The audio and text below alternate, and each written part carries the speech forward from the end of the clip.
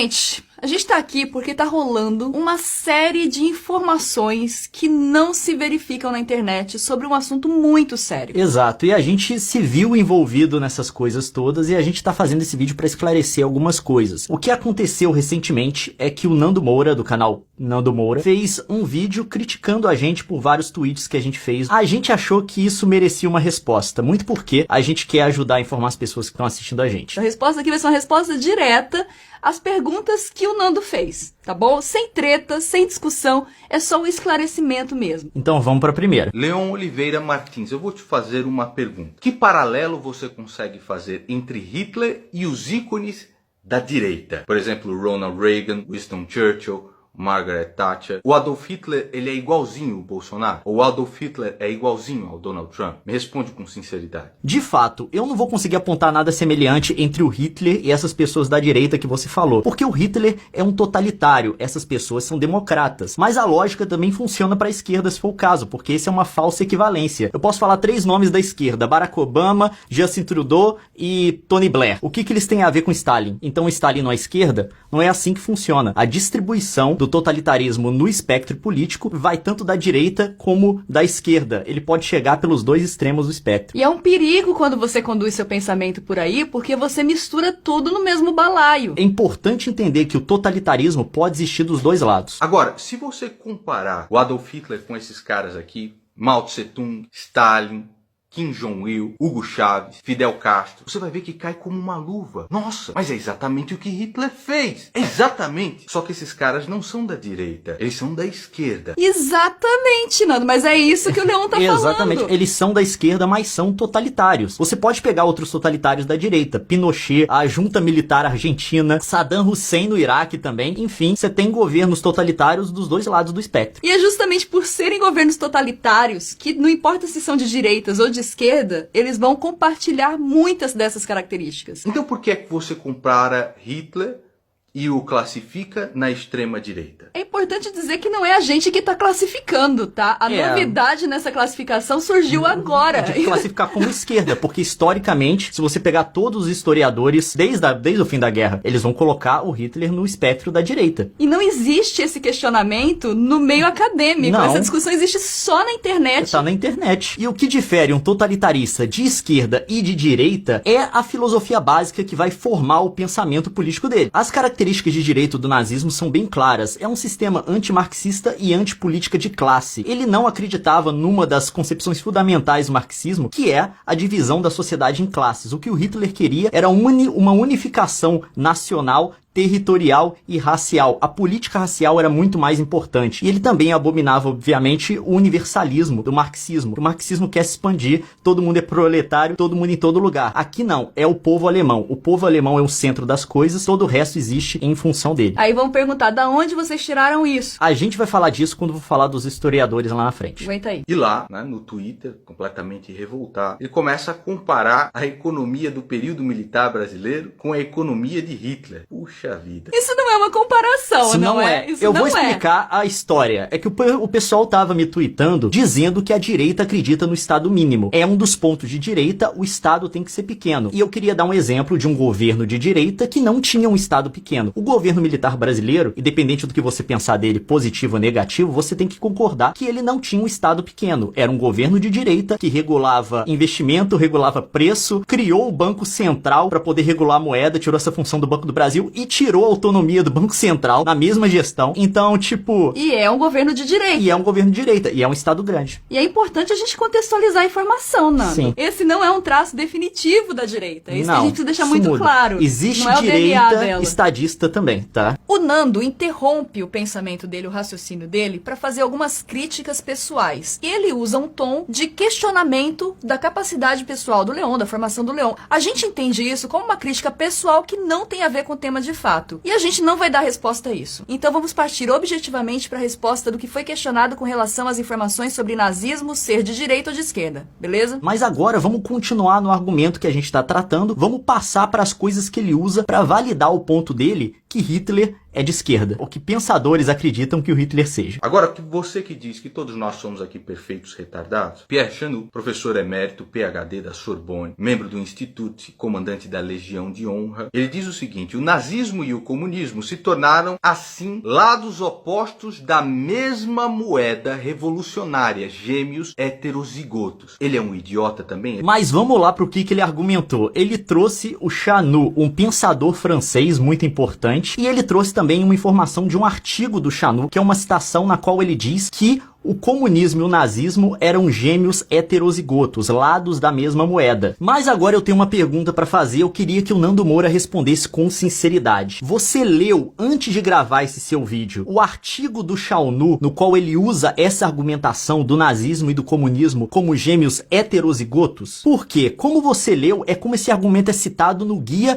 Politicamente Incorreto da História do Mundo. Não é o texto do Chanou, é uma citação de algumas linhas que tem em outro livro. Você leu o contexto ou você está reivindicando a autoridade do Chanou para o seu argumento só com base nessa citação? Porque aí é um perigo. Por que eu estou perguntando isso? Porque quase toda a literatura do Chanou sobre nazismo, comunismo, Segunda Guerra não foi traduzida do francês. Se não encontra em português, se não encontra em inglês também. Porque o artigo do qual esse texto do Chanou é tirado, ele só existe em francês, num banco de dados de artigos acadêmicos em francês, e você tem que pagar para poder acessar. A gente não questiona, você pode ter feito isso. A gente quer saber se você fez, só isso. Mas claro que fica o questionamento por que você fez a citação igual no Guia Politicamente Incorreto. Porque ela é contraditória ao pensamento real do Chanou se você ler o texto inteiro. Sim, eu me dei o trabalho de fazer isso, eu comprei o raio do artigo, procurei o artigo primeiro, de onde vinha essa citação, comprei e li, e ele não diz absolutamente nada sobre o nazismo ser de esquerda. Nenhum ponto. Então o que o pensamento completo dele fala de fato, Leon? O que ele está questionando é a busca da mudança política por meio da guerra e do caos. E ele vai atacar diretamente o regime comunista da União Soviética, comparar com o nazismo, comparar também com a Revolução Francesa. Tá, mas o que na completude do pensamento ele tá falando de fato? Não tem absolutamente nada a ver com esse debate que a gente está tendo aqui. Ele não entra no mérito nenhuma vez de direita e esquerda. O que ele está contestando é a busca de mudança política no processo histórico por meio da guerra e do caos. E ele vai focar muito na ação da União Soviética durante a Segunda Guerra. Ele diz que a grande inspiradora disso tudo, a primeira coisa histórica que mostrou essa possibilidade de você buscar a mudança por meio do caos, foi a Revolução Francesa, que funcionou de inspiração ou de modelo para a Revolução Bolchevique, que foi aquela que trouxe a União Soviética, o socialismo, para a Rússia depois da Primeira Guerra. Então, quando ele usa essa figura do gêmeo heterozigoto, na verdade ele está dizendo o seguinte: são dois movimentos que surgiram na mesma época, por isso são gêmeos, nasceram na mesma época, mas são diferentes. Só que tem DNAs diferentes, É um argumento muito interessante que ele traz. Por quê? Ele coloca o comunismo leninista e stalinista exatamente no centro do processo que se iniciou na Segunda Guerra de uma nova mudança política por meio do caos e destruição. E ele explica que toda a estratégia do Lenin, que o Stalin implementou, que ele aprendeu com a Revolução Francesa, com a Revolução Bolchevique, era que eles tinham que fazer um pacto com a Alemanha de não agressão para a Alemanha ser um agressor no Ocidente. Eles queriam uma Alemanha atacando França e Reino Unido, e eles acreditavam no equilíbrio de força e queriam uma destruição mútua, para eles terem nesses países um cenário muito parecido com a da Rússia na Primeira Guerra, na qual a Revolução Bolchevique venceu. Mas em nenhum momento ele fala que eles compartilham o mesmo pensamento comunista, socialista. Não, mesmo porque a ideia do Hitler, o Hitler aceitou o acordo porque queria adiar a guerra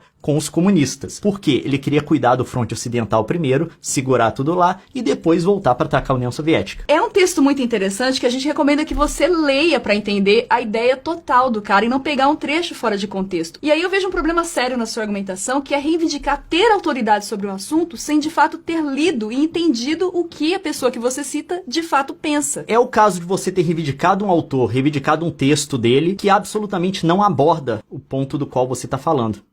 Então, enfim. O Richard J. Evans, PhD pela Oxford, Hamburgo, uma simples venda, diz o Richard J. Evans, exigia 40 papéis diferentes no nazismo e ainda precisava se submeter à extorsão dos membros do partido. Também concorda com a opinião. Eu não entendi onde que ele concorda com a opinião. Desculpa, realmente eu não entendi. Você acabou de fazer uma citação que, precisava de 40 documentos para exportar um treco da União Soviética logo comunista. É a mesma coisa que eu falar, eu estou segurando uma garrafa d'água, logo meu cabelo é laranja. Não tem conexão. Não tem relação com o fato. Mas aí que tá o problema. Eu fui procurar de onde saiu essa citação. Foi do mesmo suspeito. Ele tirou do Guia Politicamente Incorreto da História do Mundo. Ele tirou a citação e não conferiu o autor. Original. E o autor, tipo, ele é diametralmente oposto de tudo que você acredita, Nando Moura. Desculpa, tá? Vamos lá. Se você tiver muito dinheiro porque o livro é caro, todo mundo pode ler o Richard J. Evans, porque tem um livro dele em português, A Chegada do Terceiro Reich. Eu vou ler algumas citações do livro aqui, na qual ele trata o nazismo como de direita. Na verdade, aparece no livro inteiro. Ele usa o termo extrema-direita, far-right, no inglês, à torta e à direita no livro, para poder se referir ao Hitler e ao nazismo. A minha versão do livro tá em inglês, eu traduzi as citações e eu vou colocar com referência para quem quiser encontrar na edição de Kindle. Quer ler? O nazismo inicial, portanto, como a miríade de movimentos competidores da extrema-direita nos imediatos anos pós-guerra, pertenceu firmemente a esse contexto da ascensão do fascismo europeu. Agora falando sobre a candidatura do Hitler na eleição de 32, que levou ele ao poder em 33. Sua candidatura transformou as eleições em uma competição entre a direita e a esquerda, na qual Hitler era inquestionavelmente o candidato à direita, o que fez Hindenburg extraordinariamente, incrivelmente, o candidato à esquerda. E agora falando sobre o aspecto cultural do nazismo, aquela coisa de cultura degenerativa, enfim. Os nazistas não eram o único partido na direita a sentir que esta grande tradição estava sendo minada pelo modernismo musical da República de... o que é isso? Não? Weimar. O qual eles atribuíam do seu jeito bruto usual a subversão judia. Então, tipo, a gente citou só algumas e são as citações pequenas, porque a gente quer ficar lendo um monte. Mas no livro, como eu disse, à torta e à direito, ele se refere ao nazismo como direita, ao nacionalsocialismo como direita ou como extrema direita. Far right é o termo que ele usa. Mas não é só isso. Tem mais coisa do Richard J. Evans, que é o seguinte. Tem um vídeo de 15 minutos no YouTube, 14 minutos dele num programa de rádio comparando o Hitler ao Trump. Aí ele fala coisa tipo isso. His attacks on the judiciary, the legal system, the media, they have some echoes too of the Nazi era. Yes,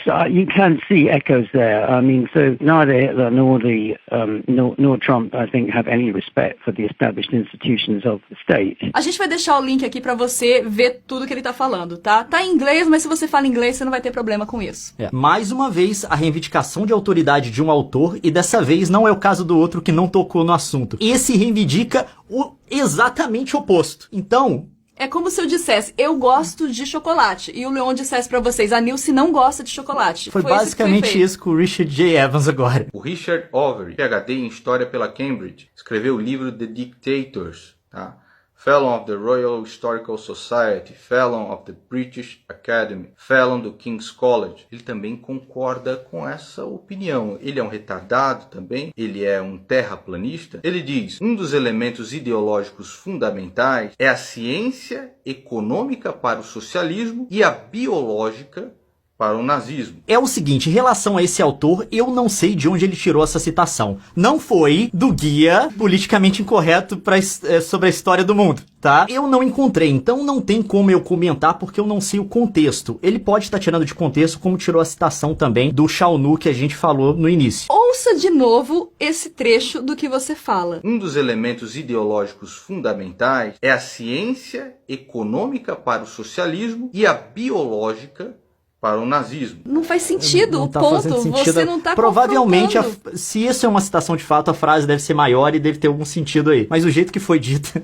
Mas é o seguinte, se você der uma olhada no livro que você mostrou aí no The Dictators, Os Ditadores, pode ser meio confuso porque ele se refere à direita na Alemanha como nacionalistas, a extrema direita do Hitler. E ele se refere aos comunistas como marxistas ou comunistas mesmo. Mas ele não usa muito o termo direita, mas de vez em quando ele solta a direita nacionalista. Dá uma olhada no livro, é o termo que ele usa. E não só isso, o próprio Richard Overy fala que comunismo e nazismo são duas coisas diferentes. But I think I want to make it clear right from the start that I don't think of communism and Nazism as the same thing. They are fundamentally different ideologies. A gente não tá negando que os dois se pareçam, não, tá? Os dois são totalitários. Mas um veio pela esquerda do comunismo, outro pelo nacionalismo, que é o termo que o próprio overusa. Mas assim, o livro que você mostrou, dá uma olhada nele, ele se refere à direita como nacionalista, em oposição aos comunistas e marxistas, ele usa o termo também direita nacionalista no livro, então tipo, ele não corrobora o seu ponto, ele definitivamente não corrobora. Tatiana Bushuyeva, que escreveu Red Army and Wehrmacht, How the Soviets Militarized Germany. É um livro muito importante para você ler, Leon. É engraçado, em toda a literatura que eu vi sobre o assunto, eu posso estar errado, eu não vi esse livro ser citado. Ele não apareceu em referência, pelo menos nas bibliografias que eu olhei. Eu não conheço essa autora, não tenho acesso a esse livro. Se eu tentar comprar, eu acho que eu tenho que importar aqui pro Canadá, porque na Amazon só tem no Marketplace, a Amazon nem vende direto, vai ter que vir de um terceiro. Então, não tem como eu comentar esse livro. Se você tiver esse livro, puder me mostrar alguma parte dele que corrobora o que você está dizendo, porque aqui você só jogou o nome de um autor cujo livro ninguém tem acesso. Então, enfim. Mas tira um print um pouquinho maior, assim, pra gente ler todo o contexto. Se tiver o livro, mostra na câmera, assim, de uma Full HD. Se quiser mandar pra gente também, pode mandar, a gente aceita. A gente aceita. A gente precisa ler, no fim das contas. É importante. O Ernst Topisch escreve outro livro também, chamado Stalin's War. Tá, outro livro ao qual a gente não tem acesso, eu não consegui encontrar fácil pra comprar, não tem digital, enfim. Mas é o seguinte, eu meio que tenho a noção do que ele tá discutindo no livro. Ele trata o Stalin como o arquiteto da guerra. É um ponto que vai ao encontro do que o Shaunu falou, que essa coisa do Stalin como sendo o arquiteto da guerra por meio do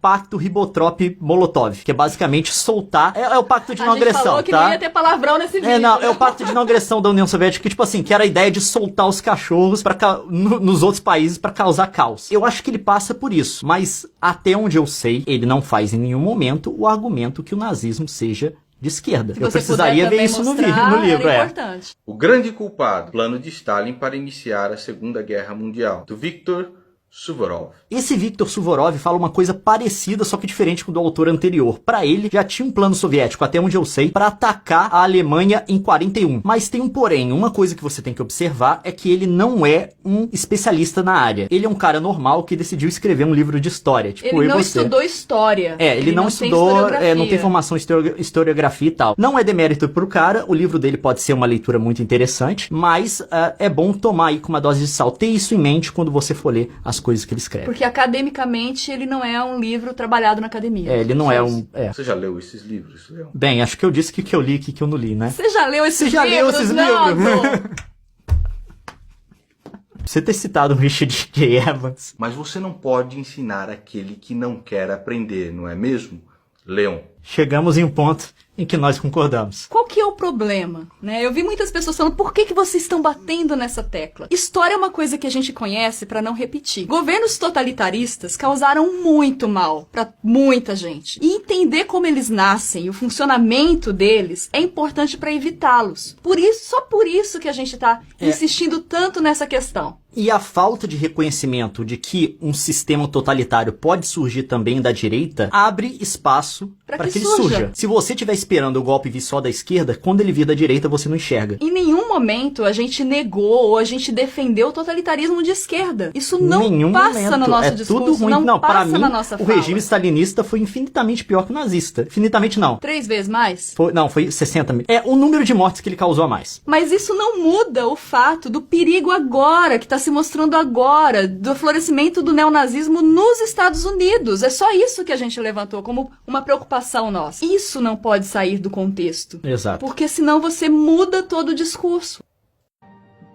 E daqui pra frente ele vai mostrar um documentário que meio que faz o argumento que o nazismo é de esquerda. Tenha muito cuidado com esses documentários que você vê na internet. Use fonte de livros de pesquisadores da área de fato para poder aprender, porque muitas dessas coisas são tendenciosas. O cara pega uma coletânea de entrevistas, de discursos de vários especialistas, fora do contexto, complementa com uma narração por cima para completar o que o cara tá dizendo com o ponto que ele quer passar. Enfim, são coisas perigosas, tá? Mas só tem uma coisa que eu vi nesse documentário que eu quero comentar. Essa frase do Marx que aparece nele. The classes and the races, too weak to master the new conditions of life, must give way. They must perish in the revolutionary Holocaust. Karl Marx. Na verdade, essa frase não é do Marx. É uma frase do Marx misturada com uma frase do Engels, que era amigo dele, que foi escrita em anos diferentes, que eles mudaram os sentidos das palavras pra poder parecer outra coisa. Tipo, e aqui eles colocam como uma citação do Marx. Eu não vou falar sobre o documentário inteiro, mas isso daí já passa pra você o critério pra seleção de informação que tem nele. Então, você aí, faça o seu julgamento. A gente espera sinceramente ter respondido os seus questionamentos, Nando, mas acima de tudo, a gente espera ter tranquilizado a nossa audiência e esclarecido a confusão que se formou em torno desses conceitos, que são conceitos históricos e acadêmicos. Na academia, tipo assim, você fala o nazismo é de esquerda. Não existe essa discussão. Não existe, No Facebook pode ter, mas na academia... E foi isso que o Leon falou. E tipo, eu concordo com ele num ponto. Se você que tá assistindo isso quiser saber mais sobre nazismo, dá uma olhada na obra do Richard J. Evans e também do Richard Overy, que são os dois autores que acho que aí a gente tá de comum acordo, porque nós dois citamos. Leia e aprenda um pouco mais. Eu acho que vai ter muita coisa esclarecida pra você. É melhor do que ler em post de Facebook e em meme de Twitter, eu garanto. E vídeo de internet. É isso, na então paz, tá, gente? Na Até paz, mais. tá respondido. Tchau. Tchau.